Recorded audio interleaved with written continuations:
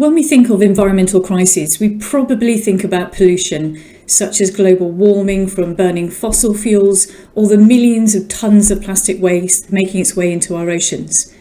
Pollution is one aspect of significant environmental impact, but another is the extraction of natural resources, such as water. Overall, the world is using just over 9,000 billion cubic metres of water per year. China, India and the US consume the highest annual totals. India has the largest freshwater withdrawal at over 760 billion cubic metres per year.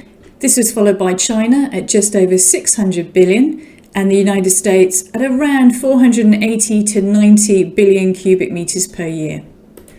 When you think of extracting resources, you might think about mining, gold, other precious metals, iron, base metals like nickel and battery metal like lithium, coal being the most mined at around 7.4 billion tonnes. However, the single most mined commodity, eclipsing minerals and metals, and it accounts for 85% of all mineral extraction, is sand. 50 billion tonnes of sand and gravel extracted every year. That's enough to build a wall 27 metres high by 27 metres wide around the planet. It is also the least regulated and quite possibly the most corrupt and environmentally destructive. So what do we use sand for? After air and water, sand is our most natural resource used in virtually every construction or manufacturing process. We use it even more than oil. It's used to make food, wine, toothpaste, glass, computer chips, cosmetics, paper, plastics. Sand containing silica is used for making glass in the automobile and food industry, even household products for your kitchen. It's also used on icy and snowy roads. It's usually mixed with salt to lower the melting point temperature on road surfaces, and it's even in the road surface. The most prolific use of sand is the construction industry, where it's almost vital for every single aspect of a building project, from cement and concrete to plastering, roofing, grouting, and even paint. Ironically, sand can replace eroded coastlines and be used in flood defence systems. Essentially, you're more than likely to have been in contact with a product that contains sand today. And the commodity of it is cheap. Consider how much you buy a bag of sand from your hardware or your gardening store. So let's understand a little bit more about sand. Sand essentially is made from rocks that have been broken up and eroded over time and grounded down to form much smaller particles.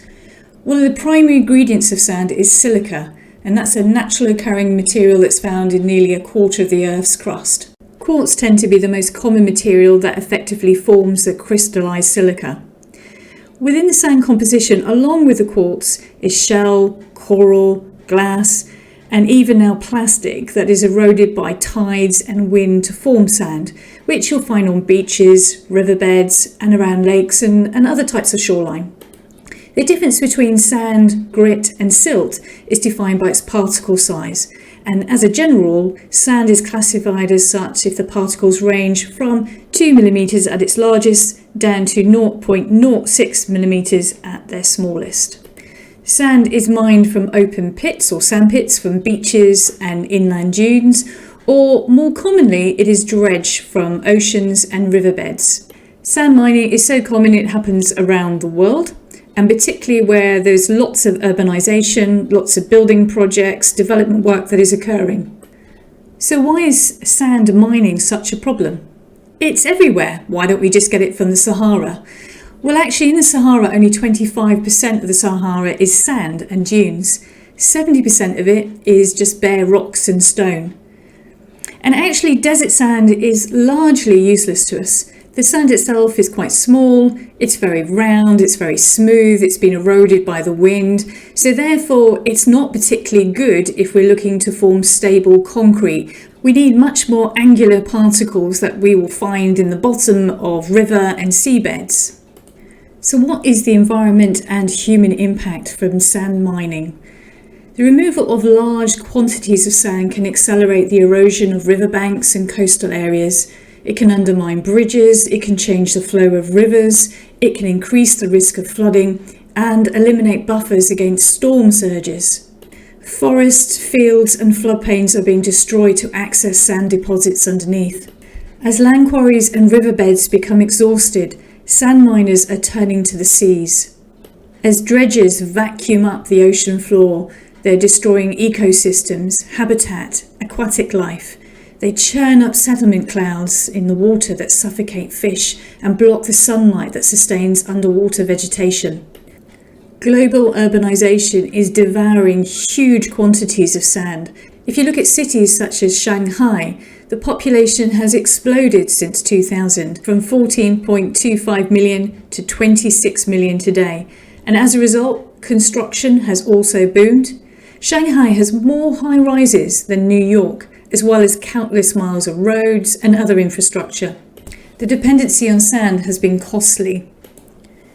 In 2000, dredging and other sand mining became so intensive along the Yangtze River, the Chinese authority banned the activity along the lower and middle reaches of the river. This drove many sand mining operators to Ponyang Lake. It's a large body of water that flows into the Yangtze about 600 kilometers upstream of Shanghai. It's estimated approximately 236 million cubic meters of sand are taken out of the lake annually. With the lake's outflow channels being deepened and widened, this has lowered the water levels, and it's translated into a decline in water quality and also supplied to the surrounding wetlands. It's impacted on the habitat, including endangered species such as Siberian crane and oriental white storks. Mining tends to evoke images of corporates exploiting natural resources for wealth, but actually many miners live a harsh reality. And this is further exacerbated in the illegal mining activity, where miners work in harsh, unsafe conditions, manually scooping sand into buckets using shovels and open pits with threats of walls collapsing, or diving to seabeds to remove sand, risking drowning. Poverty plays a role in creating this environment, low pay and human disposable commodities. There's no official figure for the amount of sand mining that is happening illegally, but it's certainly prolific. And in India, governments are trying to control the sand mafia activity. With such a territorial control over land and local enforcement activities, those that challenge or speak up are risking their lives.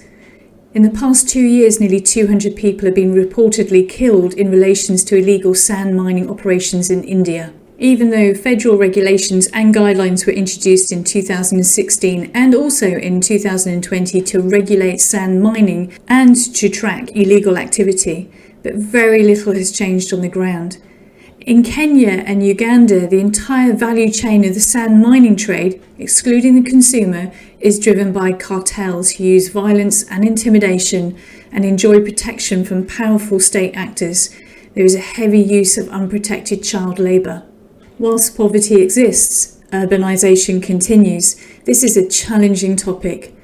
Reducing the consumption of sand, moving towards a circular economy for concrete. As an example, recycled concrete can be used as aggregate in road bases. Recycled glass into glass sand can help replace with shore erosion. Additional research is also needed to follow the money and better understand some of the networks and actors involved in this destructive trade.